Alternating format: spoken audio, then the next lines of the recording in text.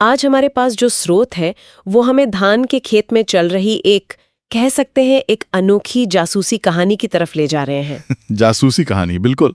सोचिए, एक खेत है जिसमें फसल तो है, लेकिन बालियों की जगह कुछ और ही निकल रहा है। हाँ, कुछ चांदी जैसा। चांदी जैसा, प्याज के पत्तों जैसा, खोखली सी नलियां। और इस पूरी कहानी का जो मुजरिम है वो है एक छोटा सा मच्छर जैसा दिखने वाला कीट। इसका नाम है गॉल मिज, और वैज्ञानिक भाषा में कहें तो ऑर्सियोलिया ओराइजी। आज की हमारी जो गहरी छानबीन है वो इसी कीट के इर्द गिर्द घूमेगी, और हम उन सभी सुरागों और रणनीतियों पर बात करेंगे जो बीपीएससी जैसी प्रतियोगी परीक्षाओं के नजरिए से बेहद जरूरी हैं। बिल्कुल। तो चलिए इस केस को खोलते हैं। हमारे सामने सबसे बड़ा सवाल ये है कि ये छोटा सा कीट आखिर कैसे पूरी की पूरी फसल को तबाह करने की ताकत रखता है। इसका काम करने का तरीका क्या है? सबसे पहले उस अजीब से सिल्वर शूट या ओनियन लीफ की पहेली को सुलझाते हैं। ये है क्या भला? ये इस कीट की पहचान का सबसे बड़ा सबूत है। देखिए, इसका नाम है गॉल मिज, और यहाँ गॉल शब्द का मतलब समझना जरूरी है। अच्छा। गॉल का मतलब होता है किसी भी पौधे में कीड़े या किसी और जीव के हमले की वजह से होने वाली एक अजीब सी सूजन या बनावट। ओके। इस मामले में वो जो चांदी जैसी नली है जिसे सिल्वर शूट कहते हैं, वही दरअसल गॉल है। अच्छा, तो ये कीट पौधे को एक तरह से हाईजैक करके अपनी पसंद की बनावट तैयार करवा लेता है। पर ये होता कैसे है? पौधे के किस हिस्से पर हमला होता है? इसका असली काम इसका लार्वा करता है, जिसे मैगेट कहते हैं। ये मैगेट पौधे के बिल्कुल निचले हिस्से पर यानी ग्रोइंग शूट पर हमला करता है, जहां से पौधा ऊपर की तरफ बढ़ता है।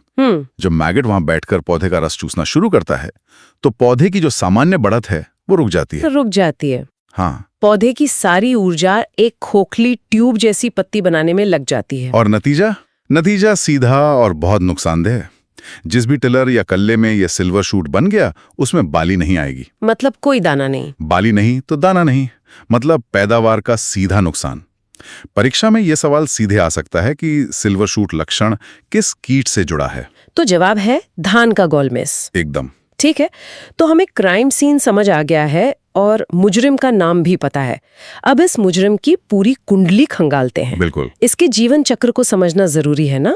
तभी तो इसे रोक पाएंगे। शुरुआत कहाँ से होती है? अंडों से। हाँ, इसकी पूरी कहानी अंडे से शुरू होती है। मादा कीट बहुत चालाकी से अपने अंडे पत्तियों के निचले हिस्से पर या पत्ती और तने के जोड़ के पास देती है। अच्छा। ये अंडे लंबे, बेलनाकार होते हैं और चमकदार सफेद या हल्के गुलाबी रंग के हो सकते हैं। और ये एक एक करके देती है या ग्रुप में? वो इन्हें या तो अकेले या फिर 3 से 6 के छोटे छोटे ग्रुप में देती है। और इन अंडों से जब मैगेट निकलता है तब असली खेल शुरू होता है। बिल्कुल। वो छोटा सा मैगेट पौधे के सबसे जरूरी हिस्से यानी ग्रोइंग पॉइंट तक पहुंचता कैसे है?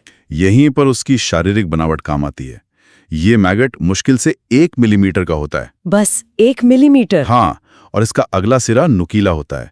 इसी नुकीले सिरे की मदद से वो पत्ती के खोल के अंदर से रेंगता हुआ नीचे पौधे के दिल तक पहुंच जाता है। और एक बार वहां पहुंच गया तो वो अपना घर यानी गॉल बनाना शुरू कर देता है। यानी वो सिल्वर शूट उस मैगेट का घर और खाना दोनों है। सही पकड़ा। वो उसी के अंदर रहता है, उसी को खाता है और बड़ा होता है। लेकिन एक सवाल है, अगर वो उस नली के अंदर बंद है तो बड़ा होकर वयस्क कीट बनकर बाहर कैसे निकलता होगा? वो तो फंस गया। ये एक बेहतरीन सवाल है और इसका जवाब बहुत दिलचस्प है। ये इस कीट की एक बहुत ही अनोखी सर्वाइवल स्ट्रैटेजी है ना? बताइए। जब मैगेट बड़ा होकर प्यूपा में बदल जाता है और उसके वयस्क बनने का समय आता है तो वो प्यूपा उस सिल्वर शूट के अंदर ऊपर की तरफ चढ़ना शुरू करता है। मतलब वो सुरंग से बाहर निकलने की कोशिश करता है? बिल्कुल। वो उस नली के सिरे को तोड़कर आधा बाहर निकल आता है। आधा बाहर? हाँ, सोचिए, उसका आधा शरीर पौधे के अंदर और आधा बाहर हवा में होता है। पर ऐसा क्यों? ये बहुत जरूरी है क्योंकि जो वयस्क कीट होता है वो बहुत नाजुक होता है। प्यूपा का कठोर खोल बाहर निकलने का सारा मुश्किल काम करता है, और फिर जब वो आधा बाहर आ जाता है तब उसका खोल फटता है और नाजुक वयस्क कीट सुरक्षित बाहर हवा में आ जाता है। अरे वाह! उसे पौधे के टिश्यू से संघर्ष नहीं करना पड़ता। कमाल है, ये तो एक तरह का लॉन्च पैड हो गया। तो अगर किसी किसान को खेत में सिल्वर शूट के सिरे पर भूरे रंग का खाली खोल लटका हुआ दिखे, तो ये गॉल मेज के हमले का पक्का सबूत है? एकदम पक्का सबूत। ये एक बहुत स्पष्ट संकेत है कि कीट अपना जीवन चक्र पूरा कर चुका है और नई पीढ़ी तैयार करने के लिए निकल चुका है। और ये वयस्क कीट दिखता कैसा है? वयस्क कीट राख जैसे भूरे रंग का और मच्छर जैसा दिखता है। उसे पहचानना थोड़ा मुश्किल है, लेकिन वो अक्सर सुबह के समय ओस की बूंदों पर बैठा मिल जाता है। तो अब हमें दुश्मन की पूरी चाल समझ आ गई है। अंडा, मैगेट, प्यूपा और वयस्क। अब आते हैं सबसे जरूरी सवाल पर। जब ये हमला हो ही रहा हो, तो एक किसान को कब और कैसे जवाब देना चाहिए? क्या बस अंदाजे से दवा छिड़क देनी चाहिए? नहीं, बिल्कुल नहीं। यहीं पर विज्ञान काम आता है। स्रोतों में एक बहुत ही महत्वपूर्ण कॉन्सेप्ट का जिक्र है, ETL, यानी इकोनॉमिक थ्रेशोल्ड लेवल। ETL? हाँ, हिंदी में कहें तो आर्थिक क्षति स्तर। ये सुनने में थोड़ा टेक्निकल लग रहा है। आसान भाषा में इसका क्या मतलब है? इसे आप खेत का अलार्म सिस्टम समझ सकते हैं। Alarm system? हाँ, ETL का मतलब है कीटों की वो संख्या या नुकसान का वो स्तर जिस पर अगर हमने नियंत्रण के उपाय शुरू नहीं किए तो हमें आर्थिक नुकसान होना तय है। ये हमें बताता है कि अब एक्शन लेने का सही समय है। अच्छा, में जाके 100 पौधे देखे और उनमें से 10 पौधों में वो चांदी वाली नली दिख रही है, तो अलार्म बज चुका है। बच चुका है, अब इंतजार नहीं करना है। समझ गई। एकदम सही। ये 10% का आंकड़ा BPSC जैसी परीक्षाओं के लिए बहुत महत्वपूर्ण है। ये हमें सही समय पर सही एक्शन लेने में मदद करता है, ताकि बेवजह कीटनाशकों पर पैसा और मेहनत बर्बाद ना हो। ठीक है, तो अलार्म बज गया। अब हमारी जवाबी कार्रवाई क्या होगी? स्रोत 1 एकीकृत दृष्टिकोण यानी इंटीग्रेटेड पेस्ट मैनेजमेंट की बात करते हैं। इसका क्या मतलब है? इसका मतलब है कि हम दुश्मन पर सिर्फ एक हथियार से नहीं, बल्कि चारों तरफ से हमला करेंगे। अच्छा। इसमें कई अलग अलग तरीके शामिल हैं। हम शुरुआत रसायनों से नहीं, बल्कि प्रकृति की मदद से करेंगे, जिसे कहते हैं जैविक नियंत्रण। यानी हम प्रकृति के ही किसी योद्धा को मैदान में उतारेंगे? हाँ, स्रोतों में प्लैटिगैस्टर ओराइजी नाम के एक परजीवी का जिक्र है। प्लैटिगैस्टर ओराइजी? जी, ये एक दोस्त कीट है जो गॉलमीज का सबसे बड़ा दुश्मन है। ये गॉलमीज के लार्वा के अंदर ही अपने अंडे दे देता है और इसके बच्चे लार्वा को अंदर से ही खाकर खत्म कर देते हैं। ये तो किसी साइंस फिक्शन फिल्म जैसा है। तो क्या किसान इसे खरीदकर खेत में छोड़ सकते हैं? हाँ, इसकी सलाह दी जाती है। धान की रोपाई के 10 दिन बाद एक परजीवी प्रति वर्ग मीटर की दर से छोड़ना फायदेमंद हो सकता है। और ये नाम प्लैटिगैस्टर ओराइजी परीक्षा के लिए भी जरूरी होगा? बहुत जरूरी। इस दोस्त कीट का वैज्ञानिक नाम जरूर याद रखना चाहिए। ठीक है, तो पहला तरीका हो गया दोस्त कीटों की मदद लेना। इसके अलावा खेती के अपने तरीकों में क्या बदलाव कर सकते हैं, जिसे शायद कल्चरल कंट्रोल कहते हैं? इसमें भी कुछ बहुत कारगर उपाय हैं। पहला, धान की रोपाई थोड़ी जल्दी कर लें। जल्दी? क्यों? इसका तर्क ये है कि जब तक गॉलमेज की आबादी अपने चरम पर पहुंचे, तब तक हमारी फसल उस नाजुक अवस्था से आगे निकल चुकी हो। समझ गई। दूसरा, फसल कटाई के बाद खेत को खाली न छोड़ें, बल्कि गहरी जुताई कर दें। अच्छा। इससे जमीन में जो प्यूपे छिपे रह जाते हैं, वो ऊपर आकर धूप में या पक्षियों का शिकार बनकर नष्ट हो जाते हैं। तो अगर किसान फसल काटने के बाद आलस कर जाए, तो वो अनजाने में अगली फसल के लिए कीटों को पाल रहा है। आप बिल्कुल सही समझे। इसके अलावा उर्वरक प्रबंधन भी जरूरी है। पोटाश खाद का संतुलित इस्तेमाल करने की सलाह दी जाती है। पोटाश से क्या होता है? पोटाश पौधे की कोशिकाओं को मजबूत बनाता है। एक तरह से पौधे का कवच मजबूत करता है, जिससे मैगेट के लिए हमला करना मुश्किल हो जाता है। और इन वयस्क मक्खियों पर नजर कैसे रखें?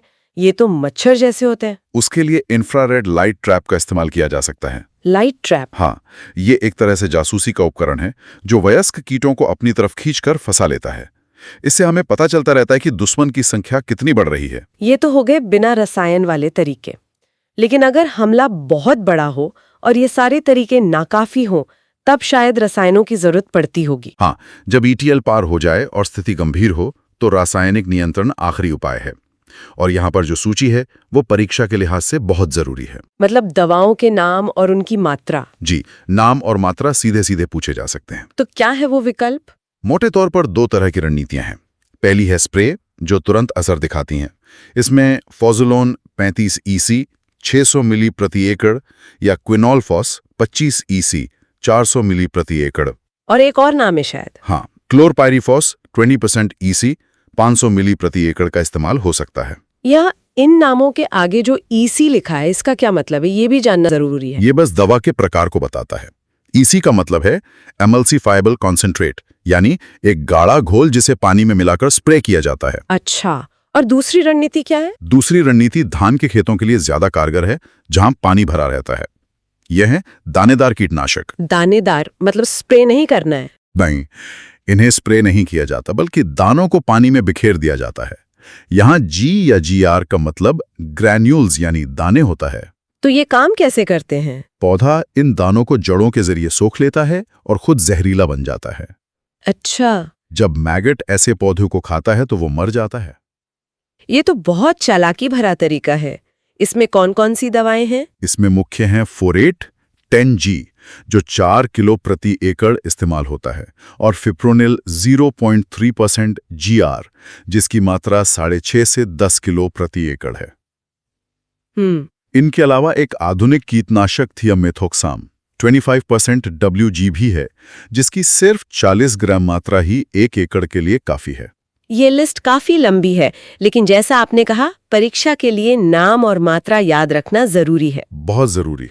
तो आज की इस पूरी छानबीन का सार क्या निकलता है? सार यह है कि धान का गॉलमेज एक शातिर दुश्मन है, लेकिन उसे हराया जा सकता है।